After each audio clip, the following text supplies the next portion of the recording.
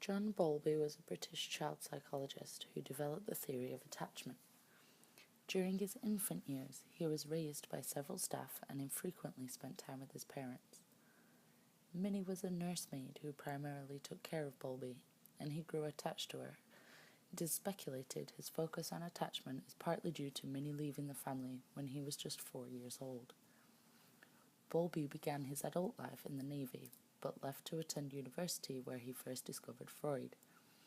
After studying psychoanalysis for quite some time, Bowlby was influenced by Harry Harlow, which led him to ethology.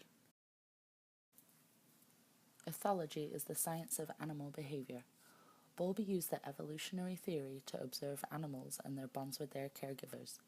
Through his work with animals, he created the theory that infants' bonds with their caregivers were genetic and evolutionary in promoting survival. He later applied such observations and theories to the human-infant caregiver bond, and so we have attachment theory. Attachment can be described as a strong emotional bond connecting two people, such as an infant and their caregiver. Using ethological observation theories, Bowlby theorized that infants create strong bonds with adults who are consistently responsive to their needs. Sucking, clinging, following, crying, and smiling are all cues which Bowlby believed were instinctual to help form an attachment to a caregiver for survival. If an infant's cues are neglected or inconsistently responded to, a strong attachment is not formed, and this can lead to cognitive delays, behavioral problems, and lesser emotional well-being. The attachments we form as infants set the stage for the relationships we have with others as adults. Attachment styles are not concrete, however, and can be changed by events, relationships, or by conscious effort. Bowlby described 4 distinct phases of attachment theory: the pre-attachment phase, attachment in the making phase, clear-cut attachment phase, and multiple attachment phase. The pre-attachment phase is from birth to about 6 weeks old. In this phase, the caregiver responds to the instinctual cues of the baby, such as crying or cooing, and reacts appropriately. At this time, a baby can recognize and be comforted by the smell and voice of a caregiver. As this is the beginning phase, the baby has not yet formed an attachment and does not fear strangers. In the attachment in the making phase, the baby is usually around 6 weeks to 8 months old, and the attachment between them and the caregiver is starting to get stronger. This can be seen in how the baby will now react to strangers. The baby communicates more often with the caregiver and settles quicker than in the pre-attachment phase. Despite recognizing a person as a stranger and reacting to them differently, infants still do not protest when separated from the caregiver. During this phase, around 6 months old, the infant learns that their actions affect the behaviors of people around them. A sense of trust is developed. Infants will trust that a consistent caregiver will either respond or not, but will be confused if a caregiver responds some of the time. The clear-cut attachment phase can also be referred to as the discriminate attachment phase. At this time, infants form clear bonds with the primary caregiver depending on how they have been responded to.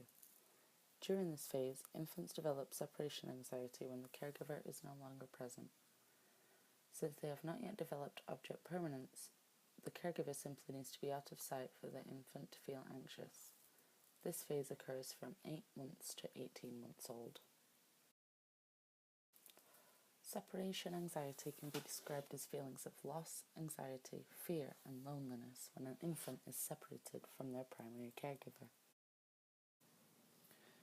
The effects of non-response to an infant can have great effects on their development. This picture shows the difference in brain images of a healthy child and a neglected child. The final phase is the multiple attachment phase, which can also be called the reciprocal attachment phase. This phase begins around 18 to 24 months and beyond. Since the child is now developing language skills and is adopting a wider vocabulary and understanding, the child is better able to understand that the caregiver will return and when that may be. The development of language also allows the child to better communicate their needs to the caregiver. In this phase, the child has also developed attachments with others, such as family members or childcare providers. Attachment theory can be utilised in the social work field by helping workers understand how a child with insecure attachments may find a relationship with the social worker to be difficult. This may also help the worker understand behaviours and how the child might interact with the caregiver. Attachment theory can also be used when looking at a client's family of origin. This may help in understanding the client's relationships and behaviours. It also creates an awareness of abandonment issues if a person did not develop a secure attachment to their caregiver. Bowlby's attachment theory places a large emphasis on the mother, leaving the role of the father unexplained, as well as the role of a non-blood related caregiver. Fathers have an important and strong attachment, as well as mothers, but attachment theory only describes a single main caregiver.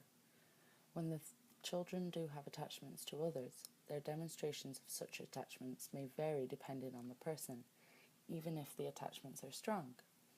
Drawing conclusions based on observations may also be inaccurate due to the rapid development of younger children and their constantly changing patterns and behaviours.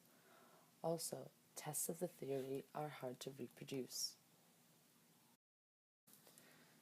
The theory suggests that the effects of attachments formed or not formed in infancy are carried into adulthood, proposing those who experience non-normative early childhoods cannot be healthy or normal.